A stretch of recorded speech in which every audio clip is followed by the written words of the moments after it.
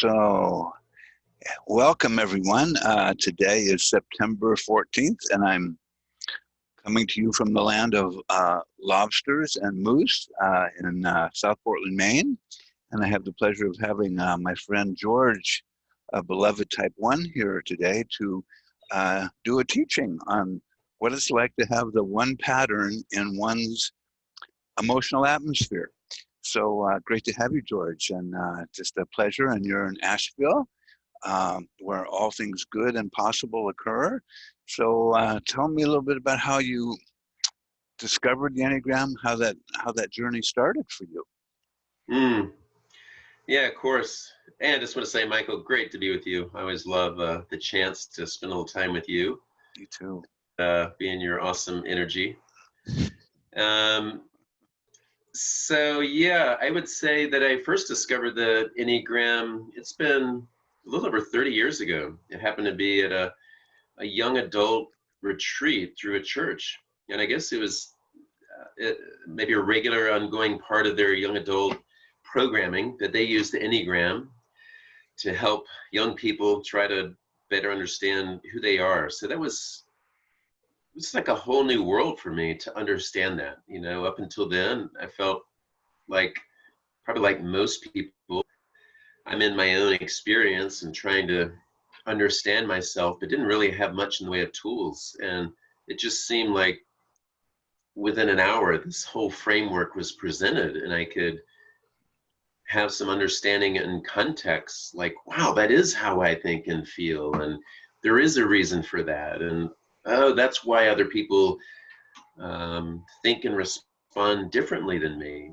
And maybe before then I had some misunderstanding that there is some great way to be, just in general. And of course, as a one, I would probably focus on the ways that I wasn't showing up in that ideal way of being. But this helped me realize that, we each have a way of moving through the world, and I have my way and other people have theirs. So it was, just so liberating for me to have that framework. Awesome. Well, that's well, you got an early start on this game. No wonder you're so lit up and beautiful today. And of course, the irony is, I noticed that my patterns find a new way to enter my consciousness through doors I didn't know existed, and all of a sudden I'm in a trance going, oh no, you got me again, darn. Yes. And I can remember when I first learned about the Enneagram, I thought, wow, you've just mapped out my soul. I should be able to handle this in 2 weeks. It's right there in front of me, right? Little did I know it would be a long, slow process, but a good one. So sometimes in the Risa Hudson world of the Enneagram, we call the Enneagram the reformer, the rational, idealistic type. Do you resonate with any of those terms?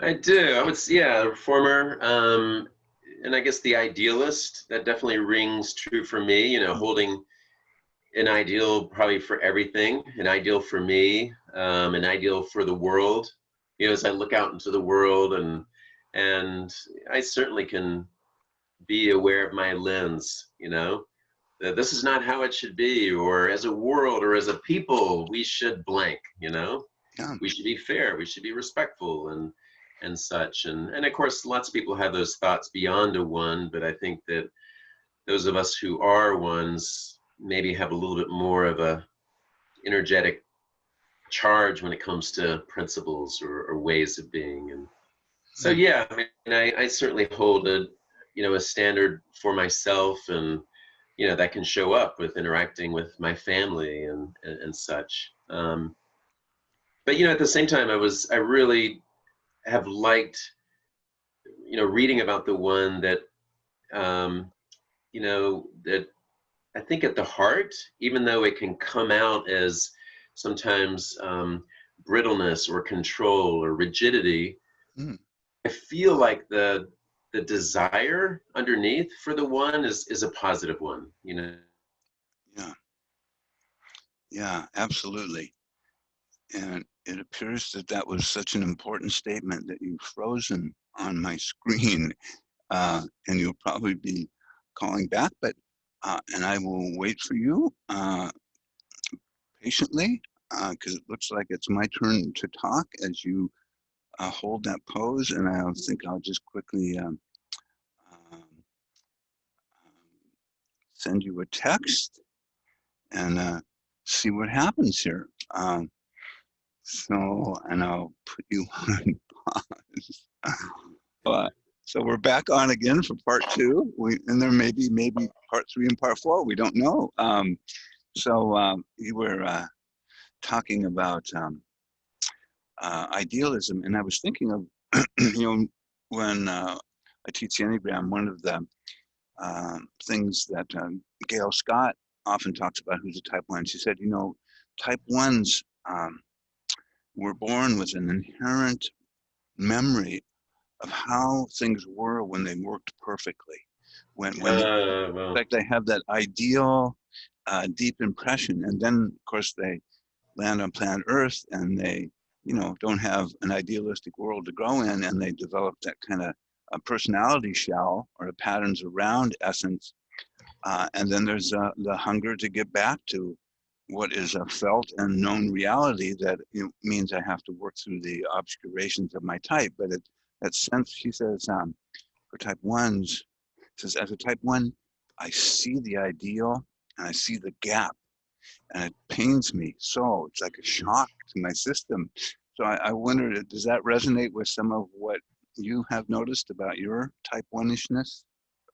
Yeah, absolutely. I can really resonate that gap can be painful, and that can show up in so many ways. I mean, I have the ideal of how I want to be as a parent, and you and I have had some conversations around parenting, and I have this vision, I have the desire, I'm clear, this is going to be the interaction with our 2 teenagers, and then boom, a couple seconds later into a conversation, it goes very different, and that gap can be really painful.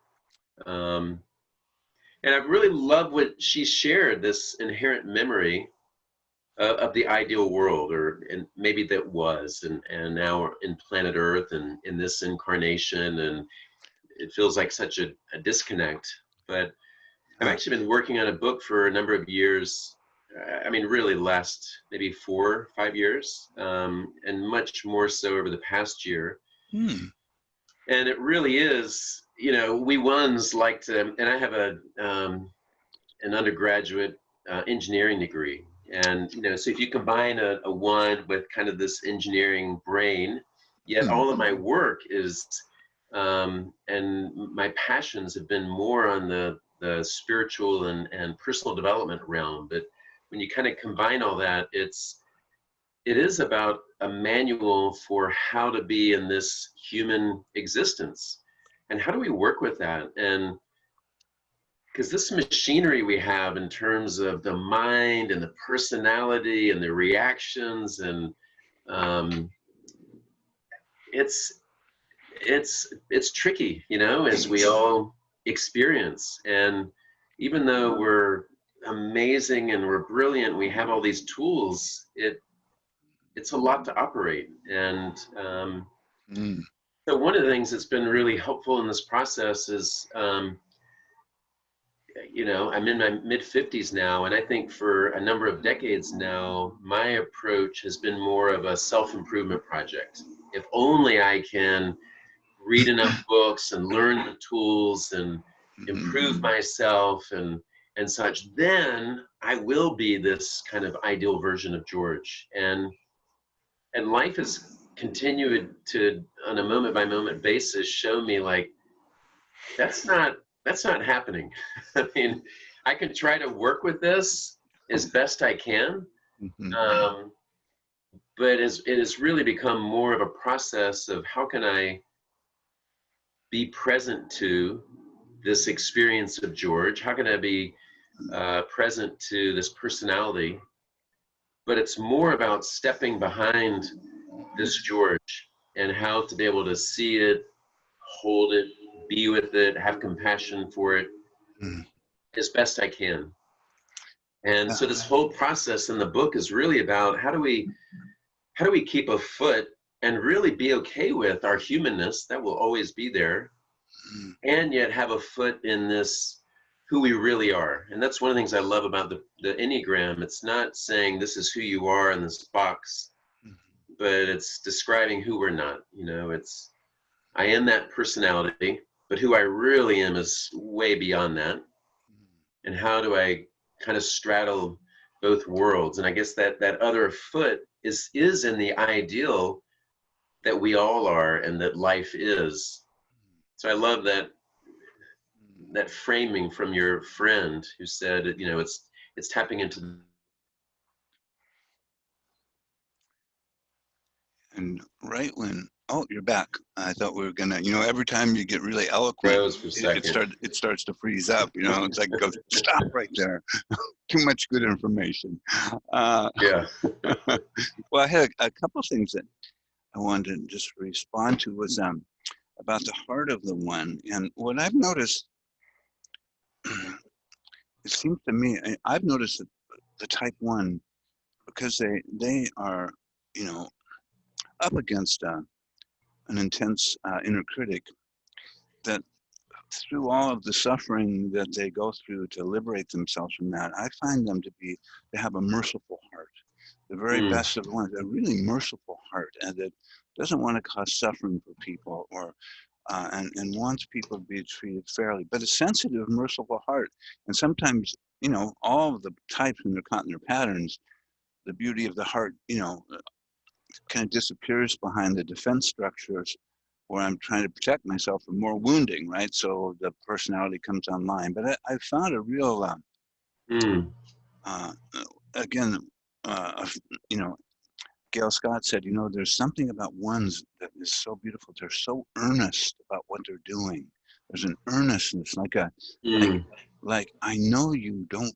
If you knew you were making that mistake, you would be so grateful to know it, and I'm going to help you with it. I want to relieve you of the embarrassment or the sorrow, and there can be just a real wish to help. That if I'm not being present, I might offer help when it's not wanted, or not, it won't be received well. But it starts from that kind of earnestness and almost kid-like innocence around it. Just mm. I could help you here, right?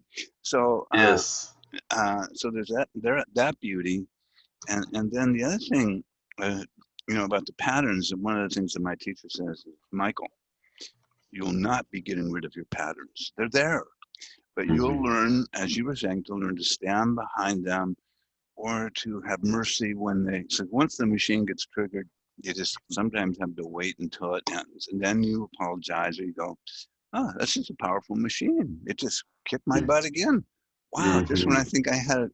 And of course, having teenage kids, I have a lot of idealism about being a great parent. And my son destroyed that for me. And I'm just more relaxed and go, if we do well, awesome. If we don't, I'm just doing my best. So I could really relate to that. So anyway, how any of that stimulating anything? All of it does. I feel, and I think one of the, when I was growing up, one of the things I was aware of and that would be reflected back to me was, my parents might share a story in the news about, I don't know what, somebody who had a challenging experience, or they might be dealing with a physical challenge or something like that. Like I would often really feel that on an emotional level, either inwardly or sometimes it'd bring me to tears. And so I felt like I've had this pretty compassionate heart. And I think some of the, like Gail Scott mentioned, that gap between who I am showing up as and then the ideal, or how the world is and the ideal, that gap can be painful.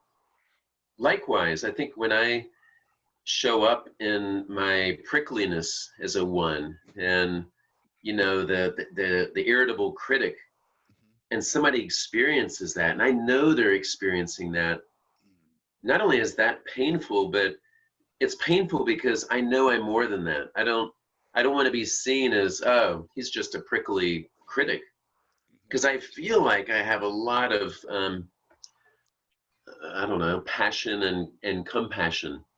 Yeah. And so yeah, that gap can be painful.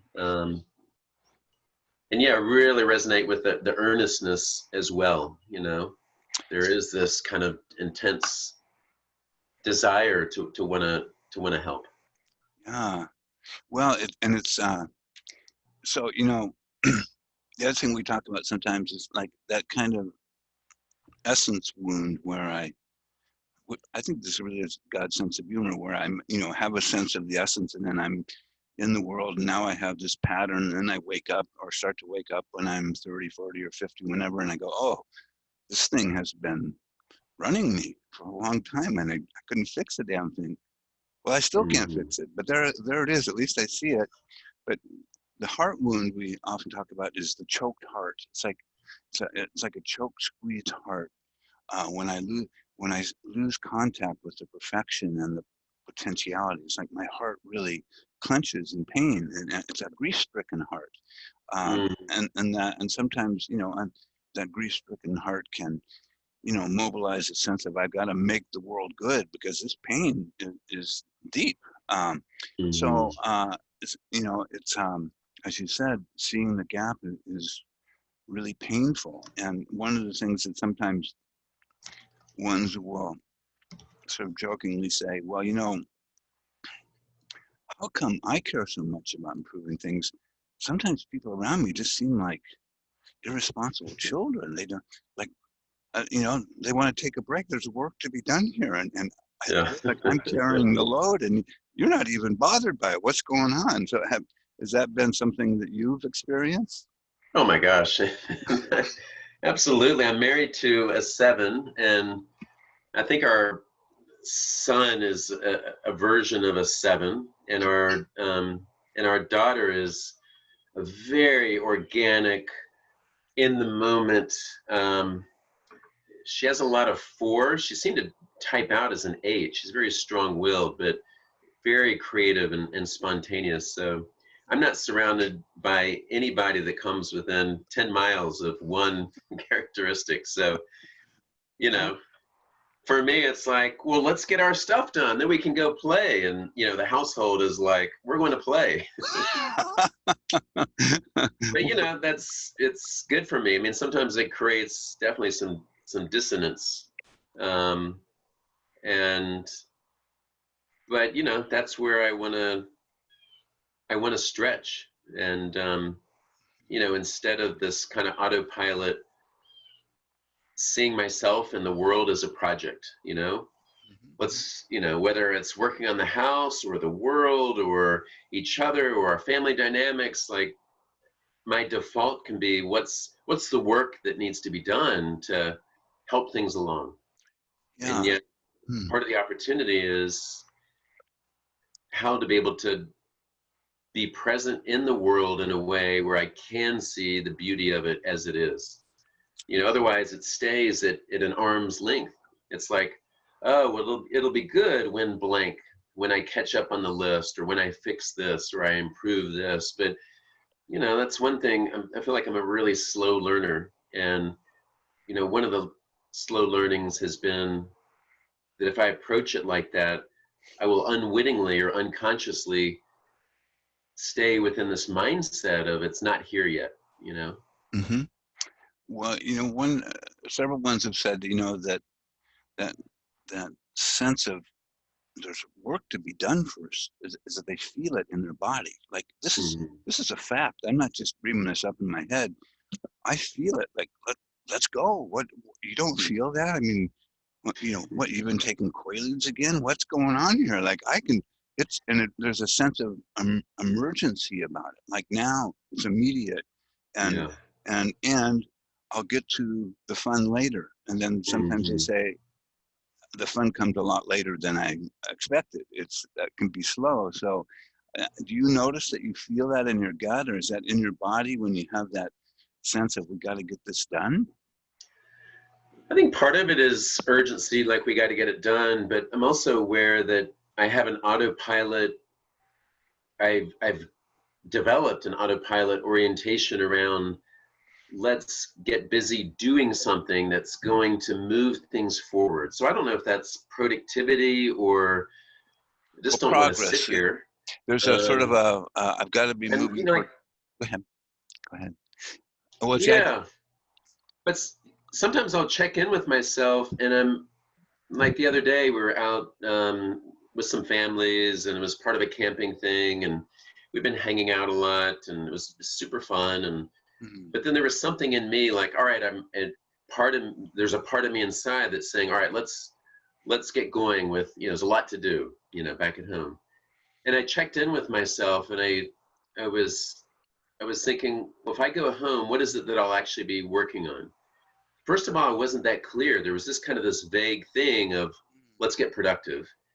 And then I said, well, I don't know, the house is a wreck, so we'll clean that up and, get ready for the week or something like that. And I wondered, I said, if I could push a button and somebody was back there and they would have cleaned the house and the week is organized, and they said, George, it's done. You can just hang out another couple hours. Does that feel good? And I was amazed that there was a part of me that was like, no, I still want to. There's something about the act of getting busy with something.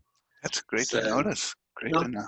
it's something I'm bumping up against, and I still don't fully understand what that's about. Great to notice. It's just thinking of it when ones have been talking about their inner critic message. It's like their inner critic says you can relax for this long and play. And I'm not going to specify exactly what that means. I'm just going to send you the vague sense that you should be working now. So you'll never be able Mm-hmm. to figure it out. You just notice all of a sudden there I am. I've got to get busy. I've got and there's sort of a second piece of it, which is if I'm busy, I'm being a good person. Disqualify. Mm-hmm. I'm being responsible, and I'm Mm-hmm. doing it for the good of everyone. But it's like it has a kind of fuzzy, foggy quality to it. Like, Yes, yes.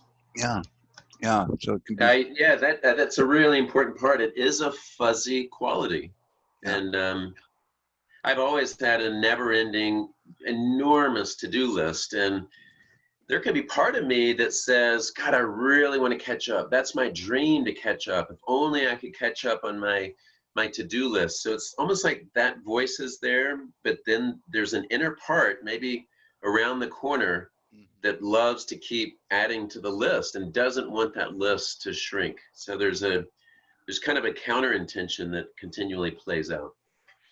yeah. That's interesting because someone would say, "How is it I go to bed at night with a list and I wake up in the morning and the list has grown? How does that happen?" It's like it just there's five more lists, and it's like I'm never done with my list. What is Mm-hmm. that? And other people like myself would go, "Oh well, I have a list about once a week. I notice it and then I work on it." And but ones are like, Oh. boom, they're on it. So yeah, so I imagine sevens aren't real good on lists. Like, give me a list and I'll forget where I put it. And now let's go.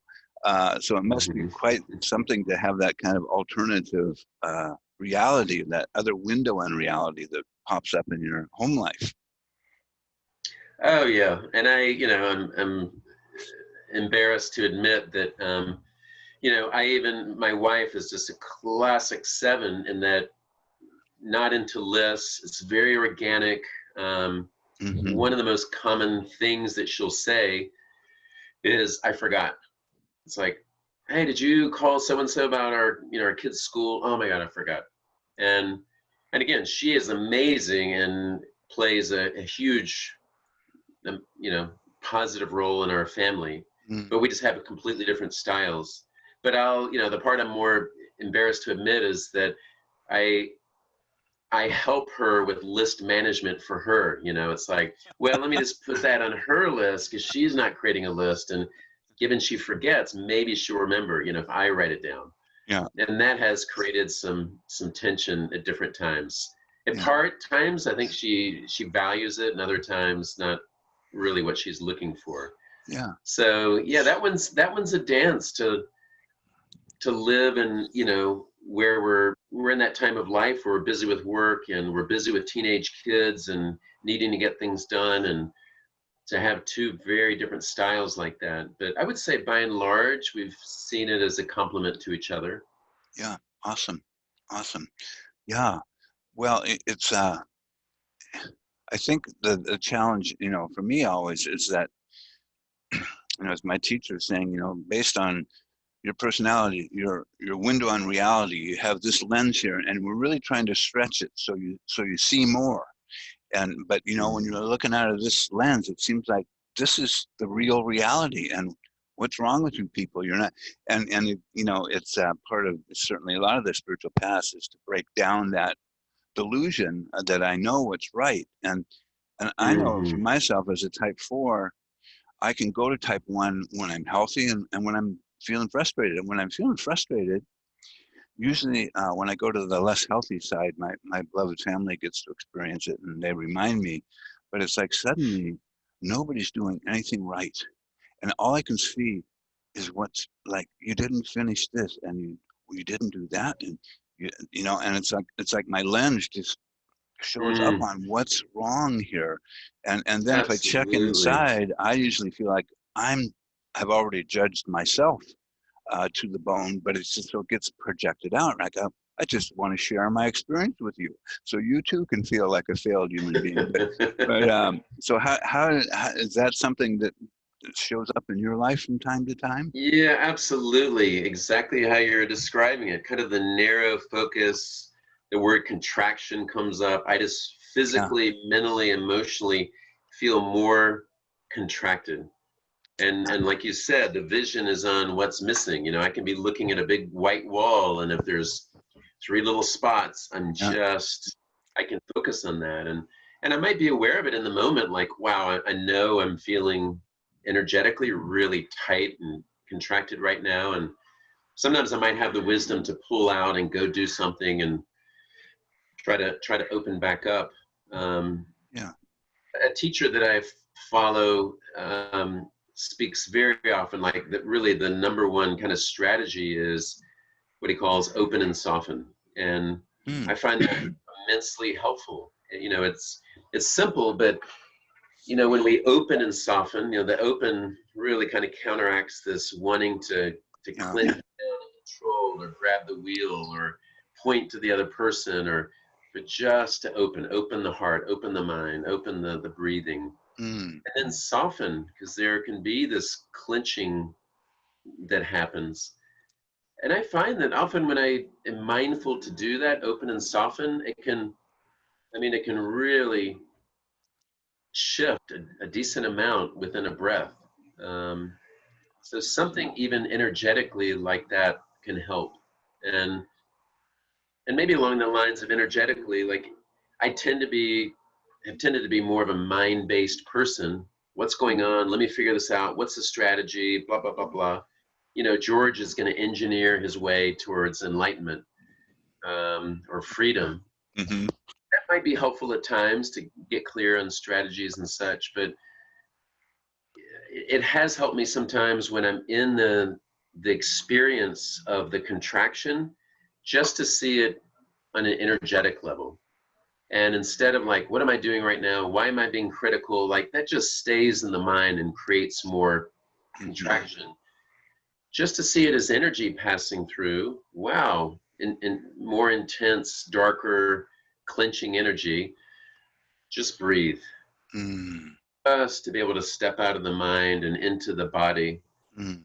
seems to help a lot as well. Yeah. Awesome. Well, that's certainly in line with what I get taught, which is learning how to bring my attention, some of whatever free attention's available, depending on the fog storm in my head center, is to bring attention into my body and sensing the energy. And if I have enough free awareness to actually remember to breathe, and that's the hard part, is remembering, like, oh, if I Hmm. used that last time, I would have been back. Well, I'll try again next time. But that sense of contacting, the body center uh, has a way of, in my experience, weakening the trance, the fixation of my type. So we do a lot of work on like just hopefully being able to bring attention into the body at will. But it's a practice, and it helps, slow but steady. So that leads me to some other questions around what has helped you in terms of opening your heart or quieting your mind or starting to not be taken so much by the pet robot pattern of your type. Like, what are some of the things that you found useful on your spiritual path? I think a number of things. I think one is when I get more lost in the dream or the illusion of my small self, it tends to focus on being productive and what's the next thing, and I'm at my computer, and I recognize that all of these things only strengthen that belief or addiction to staying productive and getting things done, and but it creates more contraction. If I do that a lot during the day, I'm really contracted. So I've really tried to shift time away from the computer, away from the list, be outside in nature, move around. So like physically experiencing life versus being lost in this doer. George is a productive doer. Like I get really stale and brittle when I operate like that. So Mm. I think that's one, pushing away from that, getting outside.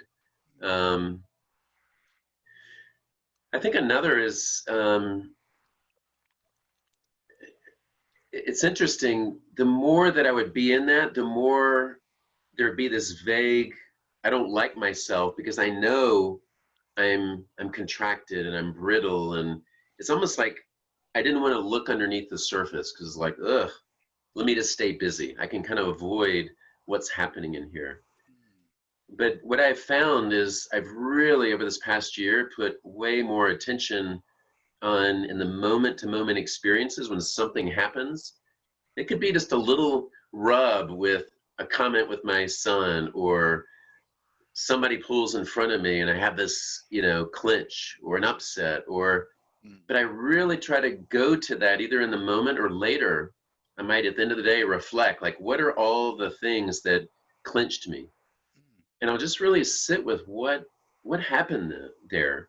So I've been actually trying to go to all the things that have created tension, and it's really helped me to see. It's almost like opening the door to this inner dark room and understanding what are these dynamics that are taking place. And and over time I just see patterns. So for example, one common one is, I enter my day with the belief that I have these goals and I'm getting to this and getting to that and getting to this, and things outside of that are in my way. It could be traffic, it could be, at home our kids are yelling and crazy, and it's like they're in my way. And like that's something that's a way of living that's an ingrained framework, and unless I am aware of that framework, I will continually be frustrated with. So that's informed me trying to be more mindful, like, how am I going to enter this day, or how am I going to enter this conversation?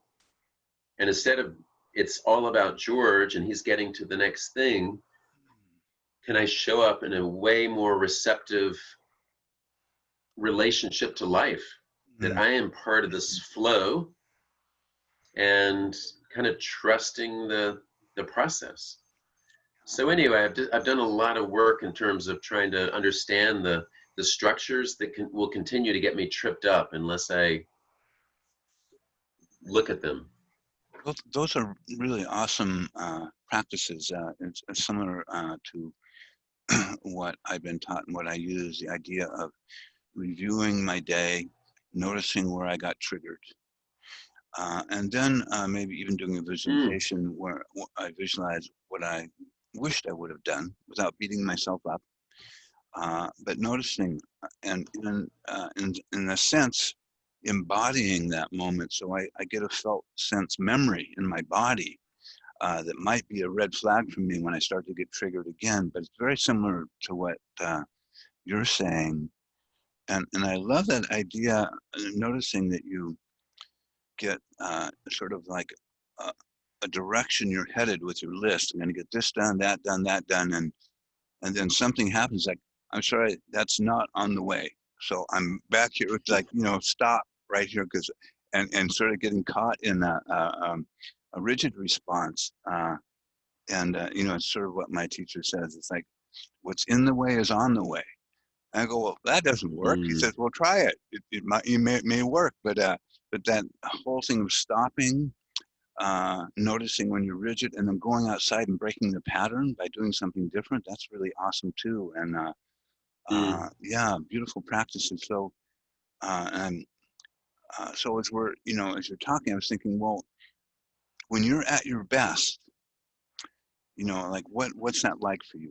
Where you go, okay, I'd like to stay here for the rest of my life. This is sweet. I know from experience it comes and goes, but what is that? What is it that you're experiencing when you're feeling like, feels like a place I'd like to live more often, in my own mm, emotional, psychological atmosphere? mm-hmm. I would say a couple things. One is when I'm in a healthier state, and maybe it's environmental too. Like I'm not doing work, but maybe I don't know, in maybe a more social environment. I can be really playful, and I like Mm, kind of witty humor in the moment. And people have commented, about that most of my life. Like humor was something I used a lot in grade school, and that mm, was kind of this aha, like, wow, people really respond to that, and I awesome. connect with people through humor, and I Yeah. think I've always used that, and it's amazing how the how wide the range can be from when I'm really fun and playful and funny, and people experience that, but how different I can be when I'm rigid, and it just seems like two different people. But when I'm over here in the humor, I love that. It's just fun, and it's very life-giving and such. Um, and I would say, I mean, I've always been drawn to understanding on a deeper level, on a spiritual level. Like that has been my consistent draw or passion or hunger. And Mm, so I very frequently throughout my whole adult life have tried to, and sometimes I'm more successful than others, taking time to meditate or go on retreats or do a lot of reflection. And I feel like it's almost like in that inner territory over the years, I feel like I've gone to a lot of far places, and I've spent a lot of time mm, on maybe, I don't know, deeper spiritual levels. mhm, Um, and I love that. I really feel like I'm home. mm, Um, the challenge has been how to integrate that with back in this incarnation on this mhm. personality that seems the opposite, wants to be rigid and controlling. And when I'm in the personality, it's, I don't know. In here, I feel like I'm in this oneness and seeing everything, seeing the perfection of the world. Mm, And then all of a sudden, I'm back in the personality, and this personality is, in the illusions, mhm. and almost feels like I'm a little mini god. Like when I'm in my personality, I feel like I'm omniscient. I can control everything. That's great.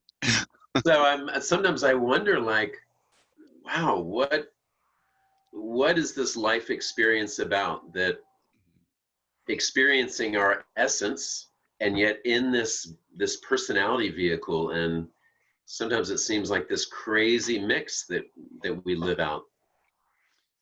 Yeah, well, it's certainly two different worlds. That one of the things that my teacher often reminds me to do. He says, there's two of you. There's, your essence, and then there's Naylor.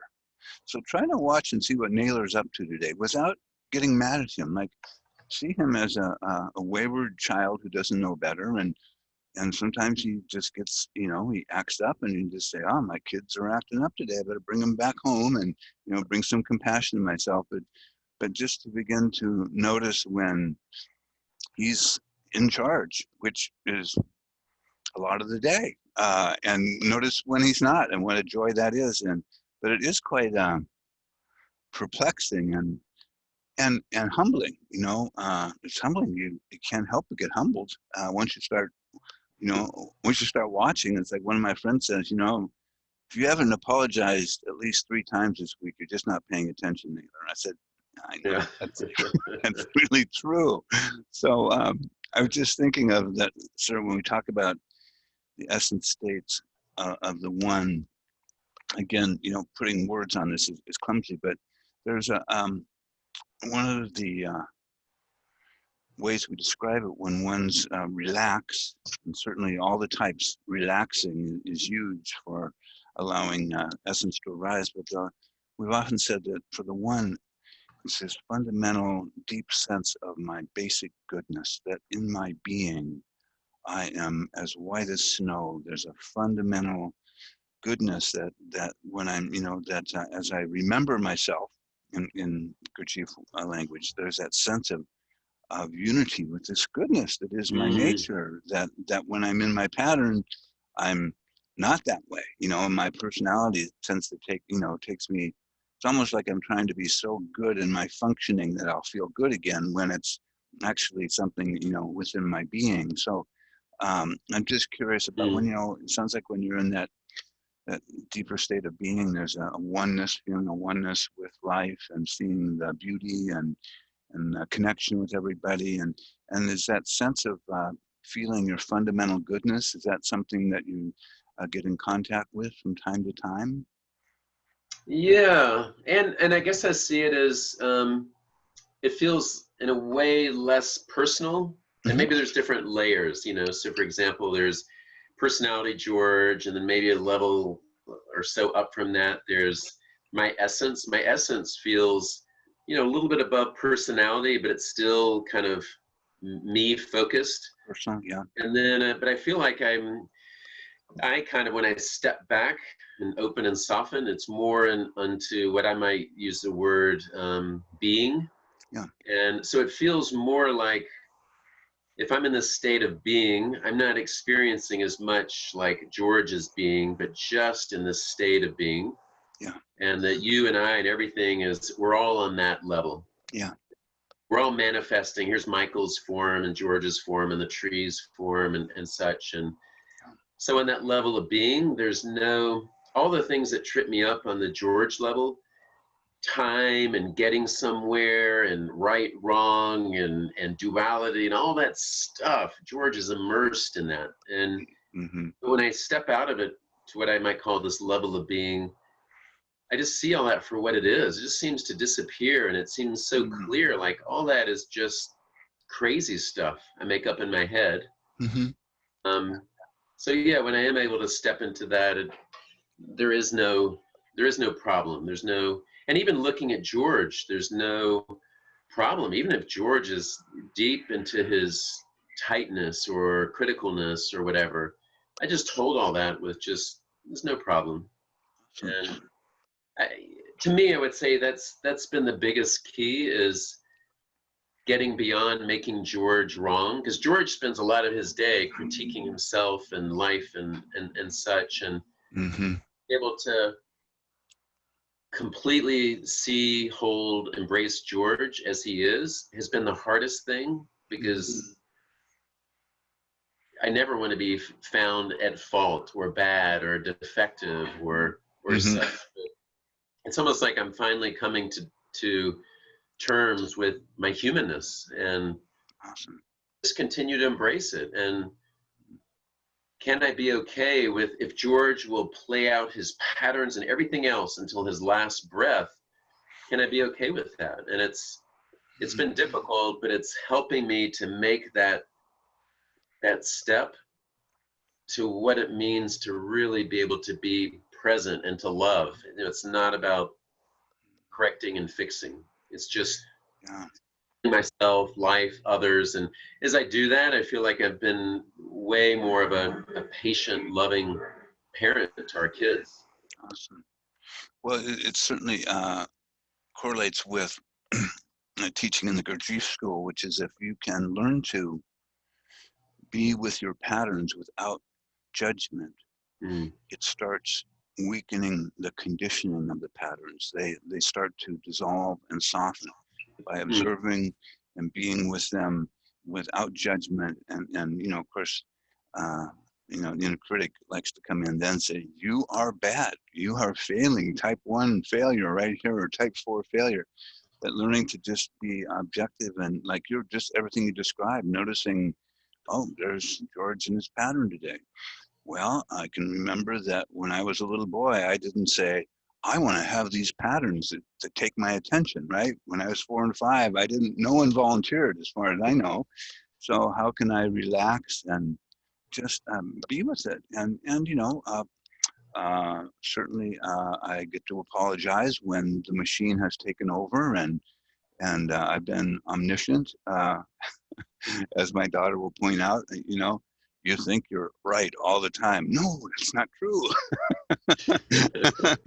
So anyway, so along with that sort of interesting we often talk about the wake-up call, the one being notice when I'm being driven by a sense of being personally obligated for taking action on something. Like I'm assigned, I see the error, and now I'm assigned to it. Is that something that you relate to? Oh yeah. I mean, I don't know that I'm thinking about these words as consciously as this, but maybe in a fuzzy subconscious way. Yeah, I feel like I know the answer and the way to do it, and I've got to step in because otherwise it won't happen, or the undone thing will not be addressed, or whatever it might be. Yeah. And sometimes I do try to imagine that I'm not here for some reason. I don't exist, or I've died, or I'm on a long trip or something. And I try to imagine, I know it's hard to believe, but this possibility that the world is going on without me. And, so I imagine my wife and kids are here and they're doing whatever they're doing, and they're probably going to be getting through today and the next day and the next day. And so, yeah, I practice with that. And it seems silly to put this into words, but that part of me, believes like, oh, I know the right way, and I need to really, George is here to save the day.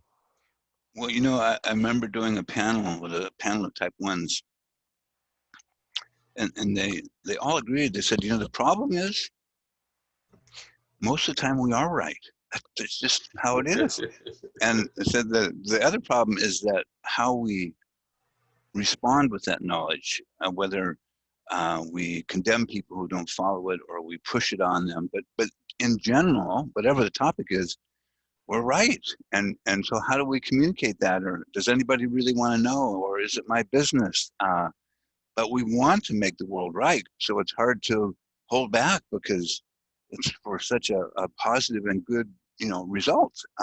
So it's really kind of a dilemma. Like, when do I know that it's time to just relax and let it be, and that it will get taken care of? Probably if I don't. So one of the things that we have joked about is a suggestion for the ones is for 1 week, don't give any suggestions to anybody.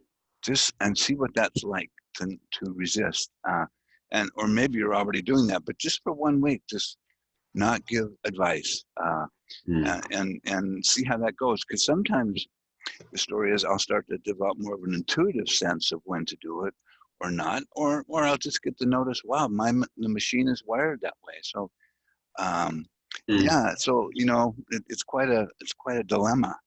Yeah.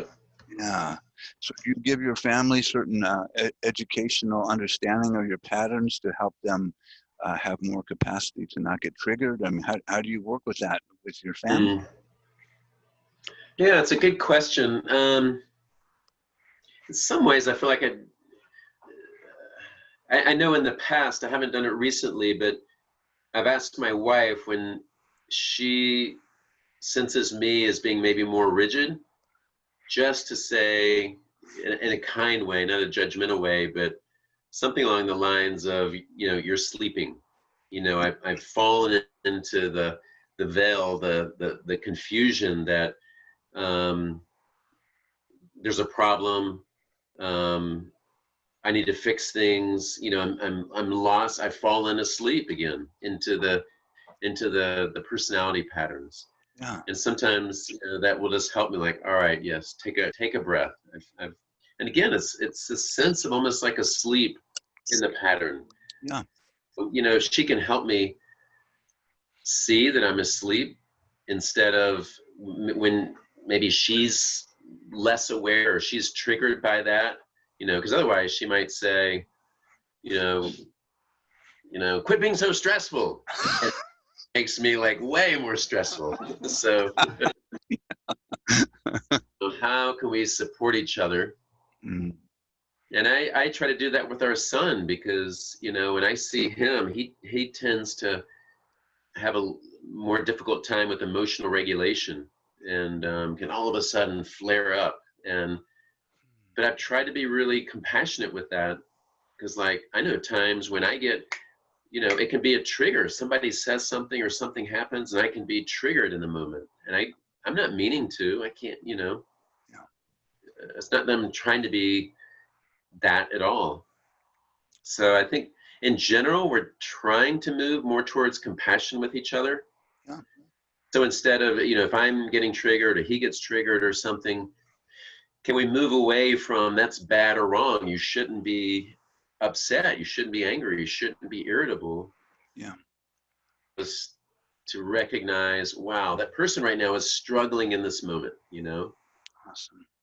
Yeah. Awesome. Beautiful.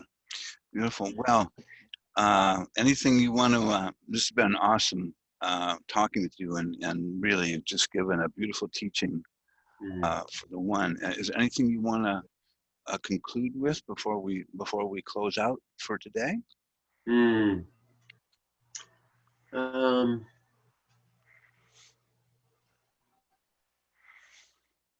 I don't think so. I mean, there's uh, a fella who has long since passed away several or many decades ago, Meher Baba. He was from India, and he had Mm. lots of followers. And they built a retreat center in actually Myrtle Beach, South Carolina, of all places. And today it's a retreat center. Mm. And but he had this quote. I think he was, as far as I know, the first one who said this, and now it's well used. But don't worry, be happy. And I have a picture of him and these words, and Mm. it's just as a one, just to remind myself, like we have this kind of one precious life, Mm. and just to remind myself, don't worry, just be happy in this moment, and Mm. just kind of savor this precious thing that we have, Mm. Beautiful. instead of needing to be the manager of it. It's all good. Well, gorgeous teaching, and you know, uh, I imagine a lot of type ones are going to flock to you for coaching, so I'll just send them your way. How Okay. to, uh, and yeah, just appreciate so much being with you and just your beautiful heart wisdom, and so I'm gonna turn this off, and we'll see.